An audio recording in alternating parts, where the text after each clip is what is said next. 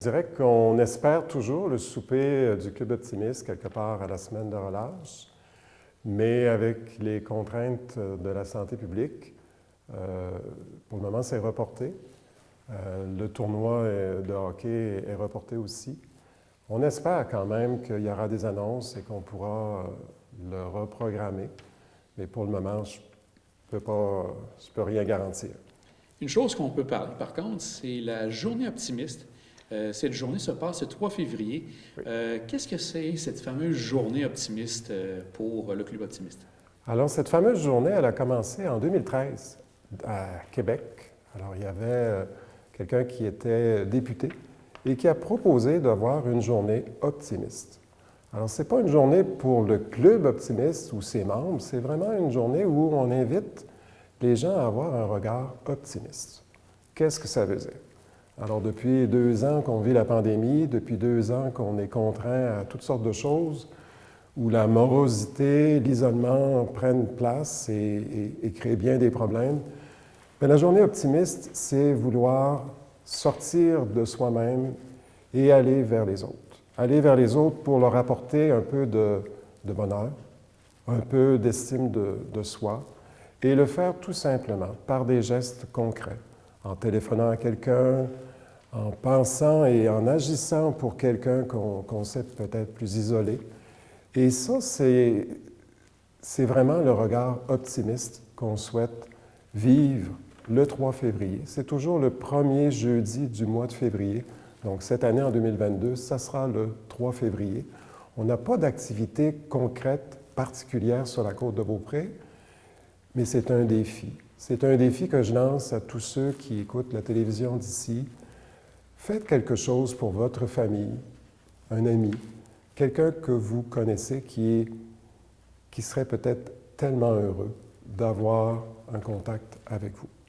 Cette activité-là, cette journée est maintenant rendue mondiale, je crois, maintenant. Là. Absolument. Le Club optimiste de la Côte-de-Beaupré, bien, il y a d'autres clubs optimistes à travers le Québec, le Canada, les États-Unis et le monde. Et il y a eu une résolution par Optimiste International qui a fait en sorte que cette journée de l'optimisme se répand à travers le monde depuis bien des années maintenant. Les gens peuvent se dire, tu disais tout à l'heure, des gestes qu'on peut poser. Oui.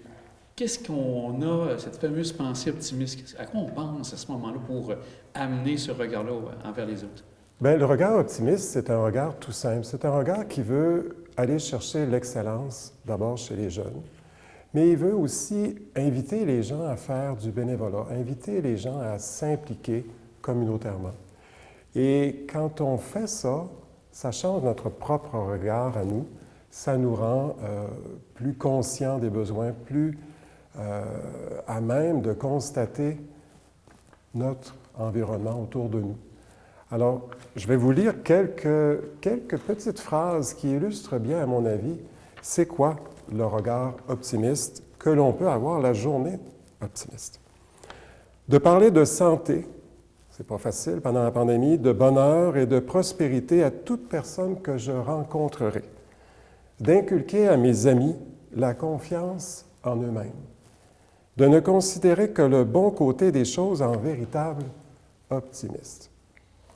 Donc, c'est des gestes tout simples, c'est pas toujours facile, mais c'est de se donner un petit soin, on pourrait dire, cette journée-là. Exactement, Jean. Puis ces gestes tout simples, c'est eux qui colorent notre vie. Aujourd'hui, on ne va pas nécessairement se rappeler de tout ce qu'on a fait, mais peut-être qu'il y a une chose qui va nous avoir marqué, et c'est ce geste qu'on aura posé pour quelqu'un d'autre. Quand j'étais plus jeune, mes parents m'ont appris à tenir la porte quand on va dans un centre d'achat ou autre chose, dire bonjour, mais avec un intérêt, puis vraiment le faire comme si on voulait embellir la personne autour de nous, dire merci. On apprend ça aux jeunes en prématernelle et en maternelle. Quand on est adulte, des fois, on a tendance à oublier ce petit mot de 5 lettres, mais ce petit mot de 5 lettres fait partie du regard optimiste. Aussi, pour 2022, oui. Tu espères sûrement le retour d'activité, justement, pour nos jeunes. Est-ce qu'il y a des choses qu'on peut faire actuellement en attente de ces activités-là? Bien, je vous dirais que la raison d'être du Club optimiste de la Côte-de-Beaupré, c'est d'aider. Aider d'abord la jeunesse, leur famille. Donc, on le fait par le biais des écoles, parce que les écoles sont les premiers avec les parents à être conscients des difficultés que les jeunes peuvent expérimenter. Donc, nous, le Club Optimiste, on demeure disponible à aider pendant cette pandémie. C'est vrai comme en dehors de la pandémie. Donc, on a un site web, vous allez le voir sur l'écran. On a un numéro de téléphone aussi que vous pouvez composer si vous avez une demande précise, si vous avez un besoin quelconque pour des jeunes. Bien, on sera heureux d'entendre la demande et si on est capable d'y répondre favorablement. Vous avez aussi besoin de nouveaux membres. C'est toujours possible de le faire, François-Marie? Tout organisme à but non lucratif a besoin, bien sûr, de sous pour redonner, pour aider les autres, mais on a besoin aussi de bras, de têtes, de personnes qui sont intéressées à justement rayonner ce regard optimiste autour de eux et de elles. On est autour de 20 personnes au club de la Côte-de-Beaupré, mais on a de la place. On serait enchanté d'accueillir d'autres personnes. Je l'avais dit avant Noël à Jean, si tu veux te joindre à nous, tu seras le bienvenu, mais tous ceux et toutes celles qui ont le goût vraiment d'aider et de le faire dans la simplicité, mais dans des activités concrètes, dans des gestes concrets aussi, bien, vous êtes les bienvenus. En espérant que l'année 2022 soit une année optimiste, merci François-Marie. Bien, merci beaucoup, Jean. Puis je terminerai juste en disant que plus on pratique le sport, plus on en voit les bénéfices. Je pense que de la même façon, plus on peut pratiquer un regard optimiste, bien, plus on va en voir les bénéfices non seulement autour de nous, mais en nous-mêmes. Alors, merci, Jean.